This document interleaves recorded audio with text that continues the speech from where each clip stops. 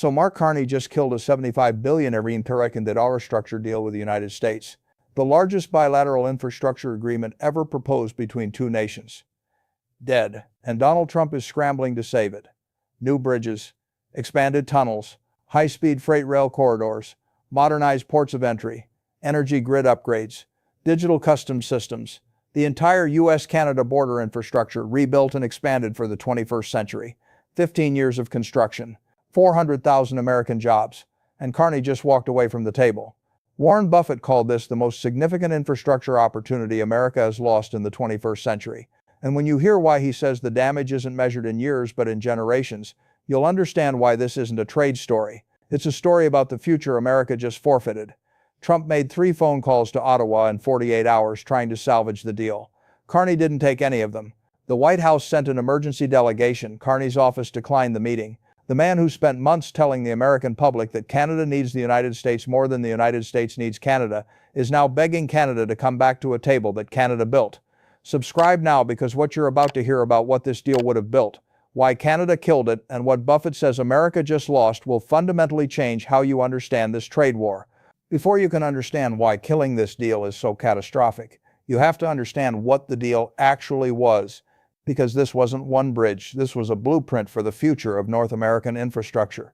The North American Gateway Initiative was negotiated over 4 years across multiple administrations. It had bipartisan support in the United States, governors from both parties, mayors of every major border city, business coalitions representing manufacturing, agriculture, logistics, and energy. Canadian infrastructure firms and pension funds were the lead investors on the Canadian side, with joint U.S.-Canada engineering teams already completing preliminary designs for the first phase of construction. It was branded as the most ambitious bilateral infrastructure project since the St. Lawrence Seaway, which was completed in 1959 and transformed Great Lakes commerce for 6 decades. The Gateway Initiative was designed to do the same thing for the next 50 years. The last time the United States and Canada built something at this scale together, it reshaped the economic geography of an entire continent. This deal was meant to do it again. Here's what $75 billion would have built.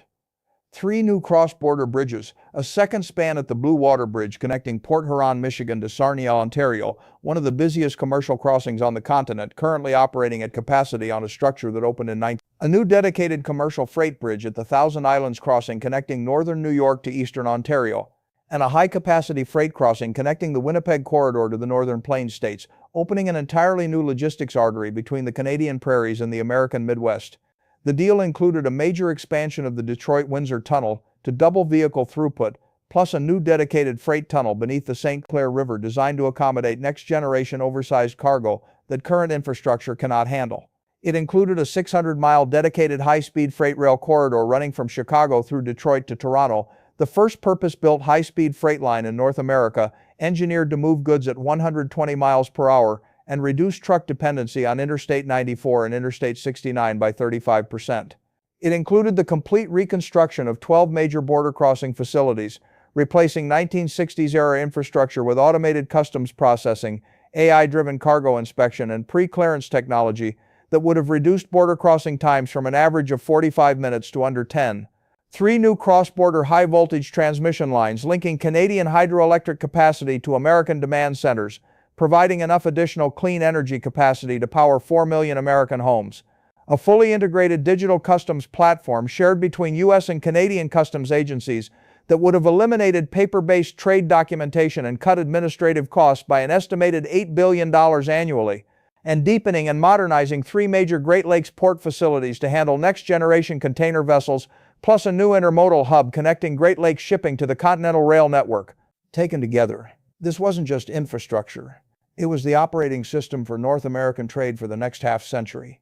Every bridge, every rail line, every port, every digital system was designed to work as a single integrated network that would have made the U.S.-Canada border the most efficient commercial crossing on Earth.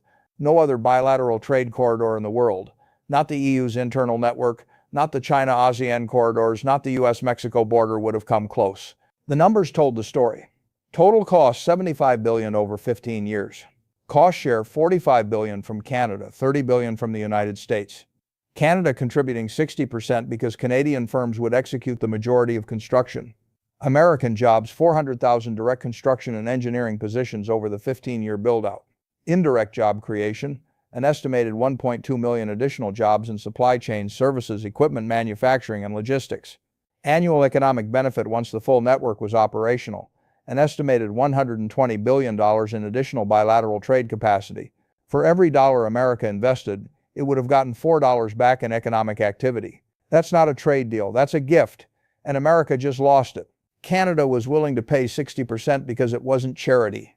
Canadian pension funds, the Canada Pension Plan Investment Board, the Ontario Teachers' Pension Fund, the Caisse de dépôt had committed billions because they saw it as a 50-year infrastructure investment with guaranteed returns from toll revenue and growing trade volumes. Canadian construction and engineering giants, Aecon, SNC-Lavalin, PCL Construction, would have captured the majority of contracts, creating a pipeline of high-value work for decades.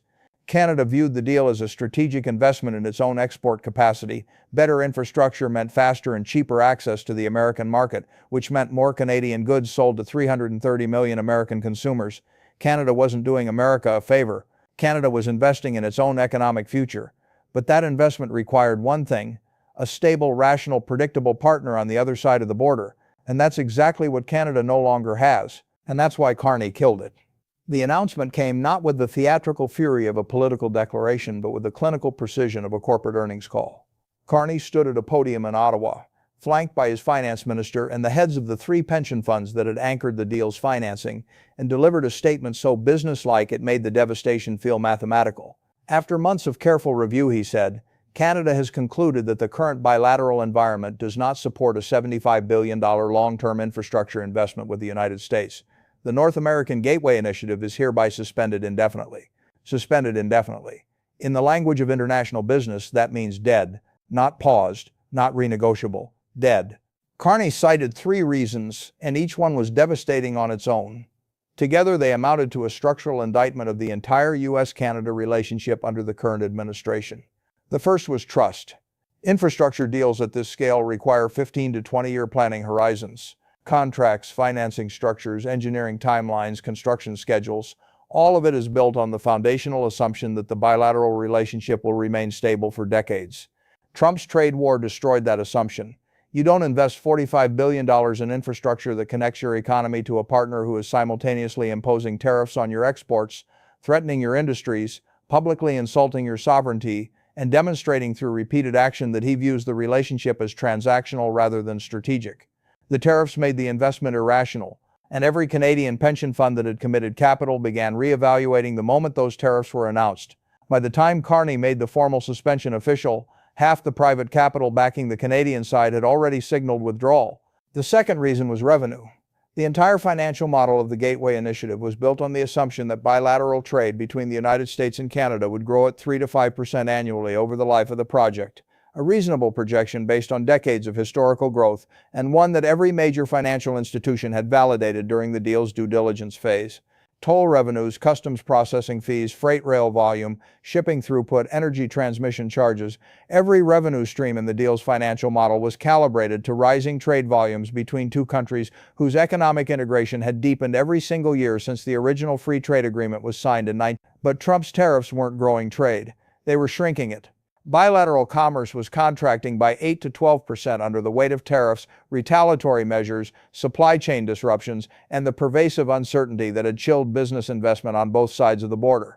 Companies that had been expanding cross-border operations were pausing.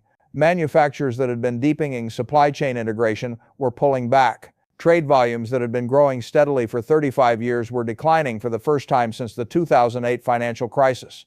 Imagine building a 600-mile freight rail line designed to move goods between 2 countries, and then one of those countries starts a trade war that reduces the volume of goods being traded. The rail line goes from a profitable infrastructure investment to a money-losing vanity project overnight. The math stopped working. Not because of engineering challenges, not because of construction cost overruns, because the trade war destroyed the revenue model that justified the entire deal, and Canadian pension fund managers, who have a legal fiduciary duty to the tens of millions of retirees whose savings they manage, could not continue committing capital to a project whose financial projections had been fundamentally invalidated by American trade policy. They didn't want to pull out, they were legally obligated to. The third reason was the one that will haunt American policymakers for decades. The strategic pivot. Canada is redirecting the $45 billion it was going to invest in American-facing infrastructure toward trade corridors that don't include the United States at all. New Pacific Gateway infrastructure, expanded port capacity in Vancouver and Prince Rupert designed to serve the booming economies of China, Japan, South Korea, and India. New Atlantic Gateway facilities, upgraded deepwater port infrastructure in Halifax positioned to serve European markets.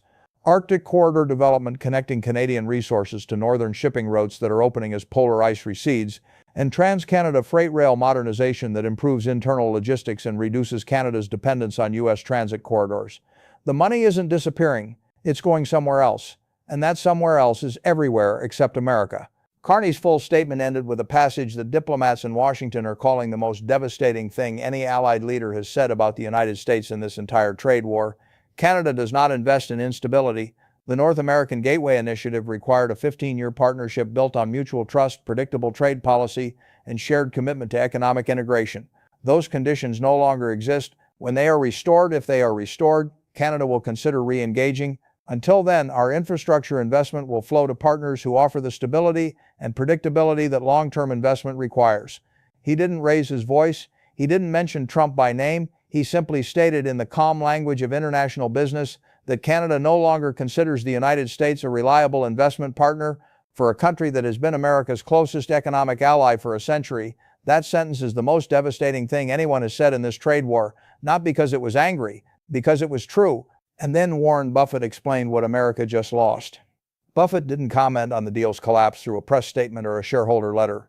He addressed it directly in a rare public appearance at a business roundtable in Omaha, and the tone was unlike anything he's delivered in the entire trade war. The anger that had characterized his responses to tariffs and sanctions and seizures was gone. What replaced it was something more unsettling: sorrow. The tone of a man watching something irreplaceable break. The North American Gateway Initiative, Buffett said, was the single most significant infrastructure opportunity of the 21st century for the United States. Not because of its cost, though $75 billion is a significant number, because of what it would have built. A trade infrastructure so efficient, so advanced, so integrated that it would have given North America an insurmountable competitive advantage over every other trade corridor on Earth for the next 50 years. And now it's dead. Not because it was unaffordable, not because it was impractical, because we made it impossible for our partner to say yes. He paused. I've watched America lose manufacturing to China. I've watched it lose semiconductor capacity to Taiwan and South Korea. I've watched it fall behind on infrastructure investment for 40 years while other countries built the future. This deal was a chance to leap ahead, to build something that would have been the envy of every trading bloc on the planet. And we killed it with tariffs. Killed it with tariffs. 5 words that captured the entire catastrophe in a single sentence. On the generational cost, Buffett was even more direct. Infrastructure is not like other investments. When you lose a trade deal, you can negotiate a new one. When you lose a factory, you can build a new one. When you lose the opportunity to build infrastructure, real physical engineered infrastructure that takes 15 years to construct, that opportunity doesn't come back in your lifetime. The Gateway Initiative will not be renegotiated. The capital has been redeployed. The teams have been disbanded. The money is flowing to Asian and European corridors. And the infrastructure America needed, the bridges, the rail lines, the ports, the energy connections, the digital systems, will not be built.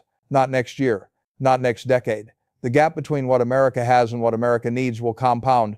And in 20 years, the United States will still be moving goods across the Canadian border on bridges built in the 1960s, while the rest of the world trades on infrastructure built in the 2030s. Berkshire Hathaway had direct stakes in the deal, and Buffett's grief was personal as well as national. BNSF Railroad, Berkshire's wholly owned freight carrier, and one of the largest railroad companies in North America, stood to be a primary beneficiary of the Gateway Initiative. The new Chicago-Detroit-Toronto freight corridor would have connected directly to BNSF's continental network, creating an integrated rail logistics system spanning the entire continent that would have generated billions in new revenue over 30 years. Berkshire's construction materials subsidiaries, Johns Manville, Acme Brick and others, had been positioning for contract bids on the concrete, steel, insulation, and building materials that the project would consume over its 15-year construction timeline. Berkshire's energy companies had planned to participate in the grid interconnection components, linking Canadian hydroelectric systems to American grids through infrastructure that Berkshire would partially own and operate. Even Berkshire's insurance subsidiaries had been developing specialized infrastructure project coverage policies for the Gateway's construction phase. Buffett wasn't just speaking as a national voice or as America's most respected investor. He was speaking as someone whose own companies would have directly benefited from this deal, across at least 4 major business lines, and who now watched all of that benefit evaporate because of a trade policy he had publicly warned against from the beginning. His final assessment was the one that carried the most weight, and the one that will echo in economic policy discussions for years. The infrastructure gap between what America has and what America needs is already the widest it's been since before the interstate highway system was built in the 1950s. This deal would have closed that gap at the border, the most critical choke point in North American commerce. Without it, the gap widens every year. And eventually, the gap becomes the ceiling, the hard limit on how much the American economy can grow. You can have the best factories in the world, the most productive workers, the most innovative companies, but if you can't move goods across the border efficiently, none of it matters. The ceiling holds. Now, let me tell you about Trump's scramble, because the desperation that followed Carney's announcement was unlike anything we've seen from this White House in the trade war. Within hours of the announcement, Trump made 3 phone calls to Ottawa. The first was to Carney's chief of staff. It lasted 4 minutes and was described by Canadian officials as tense and unproductive. The second was to Canada's foreign minister, during which Trump reportedly offered to discuss modifications to American tariff policy if Canada would re-engage on the Gateway Initiative. The foreign minister listened, thanked him for the call, and declined to commit to any next steps. The third call was placed directly to Carney's office. Carney did not take it. His office issued a one-line response to the White House switchboard. The Prime Minister's position has been communicated publicly. 3 calls in 48 hours, 2 taken and politely rejected, 1 not taken at all. For a man whose entire political identity is built on the claim that he is the greatest deal maker in the world, the inability to even get the other side on the phone is a humiliation that transcends politics. It's a repudiation of the premise. The White House dispatched an emergency delegation to Ottawa. The Commerce Secretary, the Trade Representative, and 2 senior National Security Council officials. They flew to Ottawa expecting to meet their Canadian counterparts at the cabinet level. Instead, they were met by mid-level Canadian trade officials. Carney's office had declined to send anyone above the rank of deputy director. The most powerful economy on earth sent its Commerce Secretary to Ottawa, and Canada responded by sending a mid-level bureaucrat to receive him. The diplomatic language for that is downgrading the engagement. The plain language is, we don't consider this conversation worth our time. The delegation returned to Washington after 90 minutes with no concessions, no commitments, and no timeline for further discussions.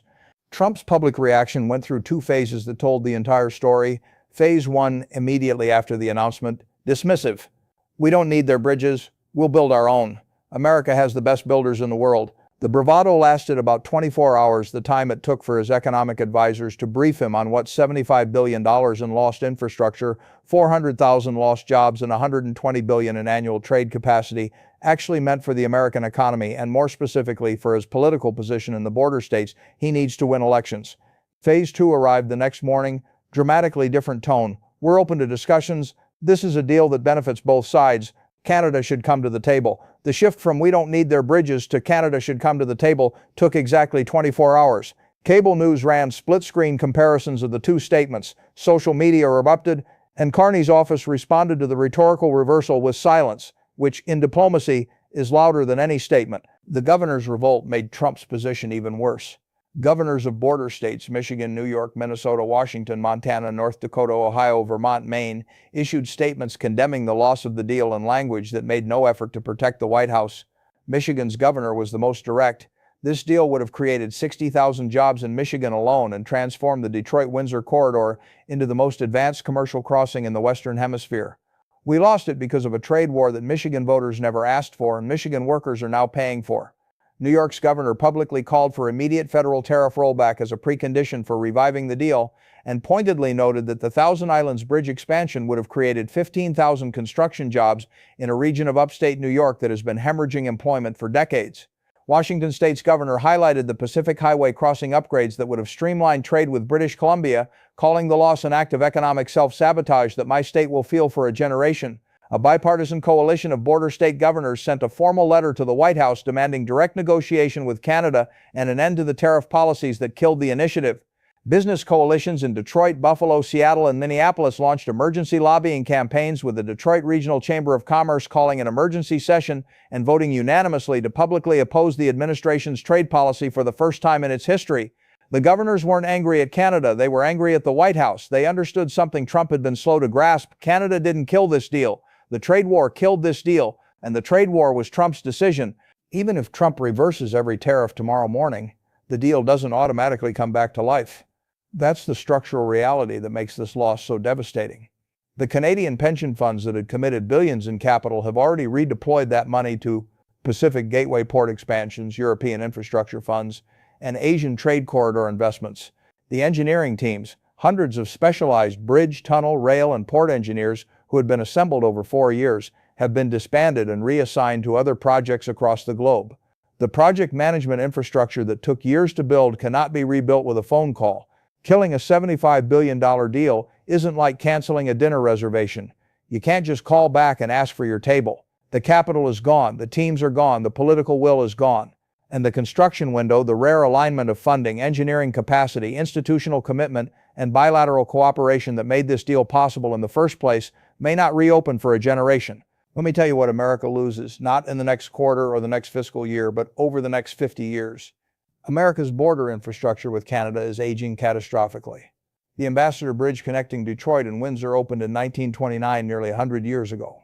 It is the single busiest commercial crossing in North America, carrying 25% of all U.S.-Canada truck trade across a structure that was designed before the interstate highway system existed, before container shipping was invented, before the digital economy was imagined. The Blue Water Bridge opened in 1938, was expanded in 1997, and is already operating at capacity. The Peace Bridge connecting Buffalo to Fort Erie opened in 1927 and has been chronically congested for decades. Border crossing facilities at most major checkpoints were built in the 1960s using technology from the 1990s. America's border with its largest trading partner is connected by bridges built before World War II, processed by customs facilities designed before the internet existed, and served by freight systems that haven't been fundamentally upgraded in decades. The Gateway Initiative would have replaced all of it. Now, nothing replaces it, while America's border infrastructure stagnates. The rest of the world is building at a pace that should terrify every American policymaker. China's Belt and Road Initiative represents over $1 trillion in global infrastructure investment. New ports, rail lines, and logistics networks spanning Asia, Africa, and Europe, connecting 140 countries to Chinese trade arteries. The European Union's Trans-European Transport Network is investing hundreds of billions in intra-European infrastructure modernization. High-speed rail connecting every major EU city, automated ports that process containers in minutes instead of hours, integrated digital freight systems that track shipments in real time from factory floor to customer door. Southeast Asia's infrastructure boom is connecting ASEAN economies with new corridors that didn't exist a decade ago. The Kunming-Singapore rail line, the Java Sea Bridge projects, port expansions in Vietnam and Indonesia that are transforming the region's logistics capacity. Every major trading bloc on Earth is investing massively in trade infrastructure. Faster ports, smarter customs, integrated freight platforms, digital processing systems that make the movement of goods seamless and nearly instant. America is falling behind, not slowly, rapidly. The Gateway deal would have leapfrogged America to the front of the line, giving North America the most advanced bilateral trade corridor on the planet. Without it, America falls further behind every single year, and the gap between American infrastructure and the global standard widens with every port that opens in Shanghai, every rail line that connects in Rotterdam, every digital customs system that goes live in Singapore. The competitive math is simple and merciless. A 45-minute border crossing adds cost to every product that crosses. Asian and European corridors are building toward 5-minute crossings. That cost differential compounds across millions of crossings per year into billions of dollars in competitive disadvantage that American exporters and importers absorb in higher prices, slower delivery times, and lost market share. The $45 billion Canada was going to invest in American-facing infrastructure is being redirected with surgical precision. Vancouver and Prince Rupert are being expanded into world-class container terminals for Asian trade, funded by the same pension capital that was going to build bridges to Michigan and New York. Halifax is being positioned as a transatlantic trade hub for European commerce. Trans-Canada freight rail modernization is reducing Canada's need for U.S. transit corridors. Arctic development is connecting Canadian resources to northern shipping routes that are opening as polar ice recedes. The money didn't disappear. It went to infrastructure that connects Canada to everyone except America. Every port Canada builds facing the Pacific is a port that makes the U.S. border less important to Canadian commerce. Every internal rail line that moves goods faster within Canada is a rail line that doesn't need to cross into Michigan or New York or Minnesota. Canada isn't punishing America. It's simply investing where the returns are better, and the partner is more reliable. The human cost is the part that doesn't show up in economic projections, but matters more than any of the numbers. 400,000 direct construction jobs that will not be created in border states that desperately need them. Michigan, Ohio, New York, Minnesota, Washington. States with aging manufacturing sectors and communities that were counting on infrastructure spending to drive economic renewal. In Sault Ste. Marie, Michigan, they had already started zoning changes to accommodate gateway construction staging areas. In Buffalo, developers had purchased land near the border, anticipating new commercial facilities. In Detroit, construction unions had begun training programs for the specialized bridge and tunnel work that would have employed their members for years. All of that is now frozen. The workers who were going to build those bridges, the families who were going to benefit from those paychecks, the communities that were planning